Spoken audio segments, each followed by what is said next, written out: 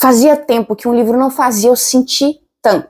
Olá, eu sou Nicole e eu tenho muito a te falar sobre esse livro. A Vida Invisível de Ed La Rue me trouxe de volta aquela tensão, aquele mistério, toda aquela paixão que há muito tempo eu não experienciava num livro com tamanha veracidade. Mas eu sei que ele não é lançamento nem nada, que a maioria dos leitores já se deliciou com essa obra maravilhosa, mas eu não queria deixar de trazer aqui pro canal. E porque eu li recentemente também. Mas eu acho que você merece relembrar ou conhecer essa preciosidade que é Ed La Rue. Porque sério, meus amigos, que livro! Mas antes de explicar melhor sobre essa obra, eu quero pedir pra você com todo carinho se inscrever aqui no canal, deixar o seu like, me seguir também nas redes sociais que estão aparecendo aqui pra vocês, que é muito importante pra mim ter vocês por lá também. E se você puder, considere nos apoiar lá no Apoia-se, que também tá lá na descrição e é muito importante para que você contribua dando suporte para que o nosso canal continue a funcionar. Não só o canal no YouTube, mas nas outras redes sociais também. Então se puder dar aquela força, vai ser muito bom pra gente. Já adianto que nós não teremos spoiler, mas no final do vídeo eu separei um tempinho especial para você que já leu ou para você que ainda não leu voltar quando você terminar, onde eu dou as minhas opiniões, as minhas considerações acerca do livro, do final, da história, dos personagens, do enredo. Portanto, se você não leu, pode ficar tranquilo que tá seguro.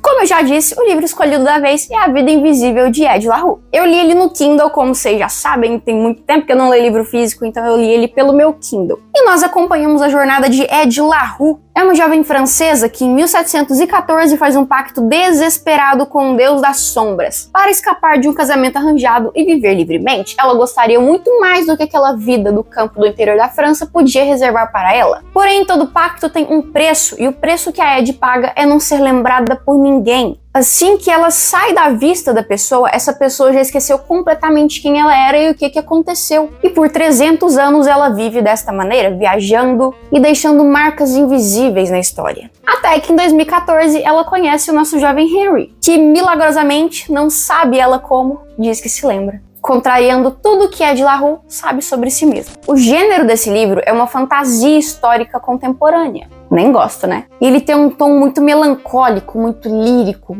muito filosófico. E os pontos mais fortes que eu encontrei sobre esse livro foram, em primeiro lugar, o desenvolvimento dos personagens. Eles têm características muito fortes, muito bem desenvolvidas. Então você sente que você conhece muito bem os personagens. Na minha opinião, exceto o Henry, que ficou um pouquinho a desejar, eu gostaria que tivessem dedicado mais tempo pra ele, porém tudo é suficiente. Já a Ed também tem uma personalidade muito bem concretizada. Você sabe exatamente o que passa na cabeça dela e como que ela vai reagir a determinadas situações. Você realmente sente que eles fazem parte do seu ciclo, isso é muito bom, eu adoro quando o autor consegue fazer isso. Até o Luke, que é a entidade que ela faz as suas preces, é tudo muito bem concreto, tudo tão bem ilustrado, inclusive as características físicas, que pra mim é indispensável. Eu, como leitor, eu não gosto de ter personagens abstratos na minha cabeça. Eu, Nicole, gosto de saber exatamente como eles são. Não sei vocês, mas eu não gosto de ficar imaginando, montando características ali na minha cabeça que eu só vou descobrir no final do livro que não era assim, não. Eu gosto de definição. Ele é assim, assim, assado. E esse livro tem muito isso. Ele repete as características dos personagens diversas vezes, porque a imagem, ela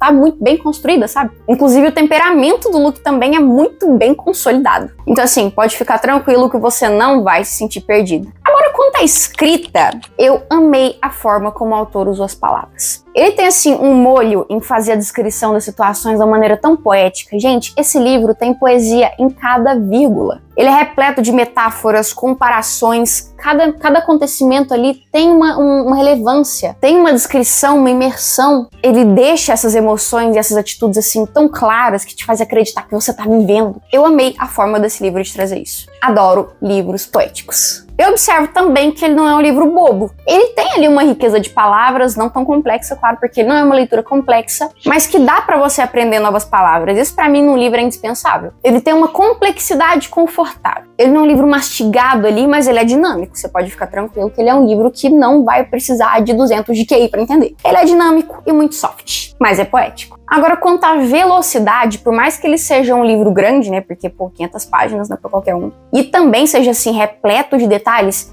ele não é um livro lento. Sim, tem acontecimentos o suficiente para preencher cada uma daquelas grandes páginas. E esses acontecimentos ocupam o tempo e espaço perfeito e necessário para eles. Não sobra nem falta nada, o livro fica alternando entre passado e presente. E o livro vai avançando no passado até que esse passado encontra o presente. Eu acho isso sensacional.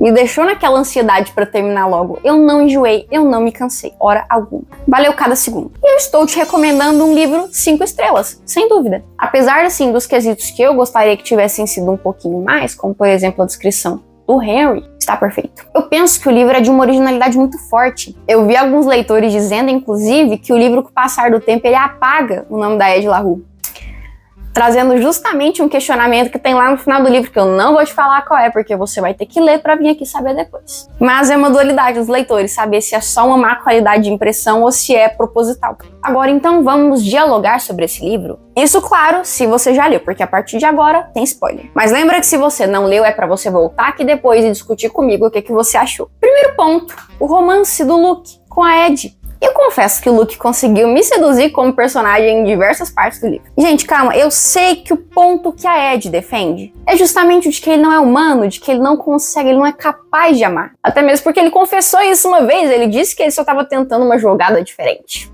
Mas eu chego a acreditar diversas vezes que ele também é, de certa forma, refém da Ed, viu? Talvez nem sempre tenha sido tudo só um jogo, principalmente ali quando ele diz: "Você é a única pessoa que me conhece". A gente fica, inclusive, com aquele sentimentozinho meio ácido quando ele vai pegar ela e o Henry juntos, sabe? Mas até mesmo porque até então a gente nem sabia que a Ed tinha tido um romance com o Luke. Mas para além disso, eu achei a genialidade da Ed em pegar as palavras do próprio Luke e jogar contra ele, assim, maravilhoso, dizer que sim, as palavras são tudo. Ela falou assim: "Pelo tempo que você me quiser ao seu lado", e lembrando que isso não é a mesma coisa que para sempre. Isso fez eu me questionar, porque o Luke caiu em um patinho. Me fez pensar se, afinal das contas, ele também não tem falhas, que é exatamente o que nos torna humanos. Eu penso que sim, em determinado momento ele se apaixonou sim pela Ed. Ou é apenas a minha vontade alterando a realidade de acordo com o que eu queria que ela fosse. Mas, gente, eu fico mal pelo Henry. Sinceramente, fico mal mesmo. Pô, cara, a Ed chega no fim da história e fala assim que no final das contas ele foi só um alívio, um pequeno respiro depois de tanto tempo. Eu sinto que o Henry foi desmerecido. Na minha cabeça eu fiquei assim: Ed, esse cara te amou. Por esse cara, Ed, você foi tudo. E no final o Henry ficou assim como uma mera peça. Isso me chateou. Ele permaneceu amando a Ed. E a gente viu no final do livro que no final das contas ela não ficou muito nem aí pra ele, não. Ela viu o livro depois e não sentiu, tipo, nada pelo Henry. Fiquei mal por ele, apesar da Ed ter cedido, né, a alma dela pra poder alterar o pacto do Henry, só pareceu que no final nada disso importou pra Ed. Eu fiquei assim, sério, um alívio. Inclusive, ela fala tão brevemente sobre isso que me dá até um certo desgosto. Me dá uma raiva porque, assim, o livro fala como ele ficou mesmo sofrendo o luto por ela, enquanto ela só não pareceu sentir verdadeiramente nada a respeito. Agora, assim, quanto à família da Ed, eu adorei o trabalho que o autor teve em ilustrar pra gente, em ilustrar tão bem os momentos em que ela se dá conta de que, na verdade, ela naquele momento nunca existiu para a família dela. Ninguém mais tinha lembrança de quem foi a Ed La Rue. E esse sentimento dela foi tão bem colocado que em certas partes da história a gente realmente fica triste, como se fosse a Ed, se recusando a acreditar, sabe? Procurando ali qualquer brechinha, qualquer escapatória. A dificuldade dela em deixar a França. O Luke mesmo fala: cara, você poderia estar em qualquer lugar do mundo, mas você tá aqui ainda. Isso mostra a resistência dela em abandonar o passado. Além disso, a falta que ela sentiu da Estelle, a árvore que ela plantou, que depois apareceu cortada, inclusive. O menino brincando na casa que ela morava, e agora esse menino era o novo morador. É sempre ela tentando botar um ponto final em tudo, ou se recusando a colocar um ponto final. Eu fico nessa dualidade. Enfim, tudo nesse livro é fantástico. Agora me diz, você recomendaria Ed La Rue pra alguém? O que você achou dessa história e quantas estrelas ela merece? Comenta aqui pra gente conversar sobre. Não esquece de considerar me apoiar lá no Apoia-se. Não esquece de me seguir. Beijos!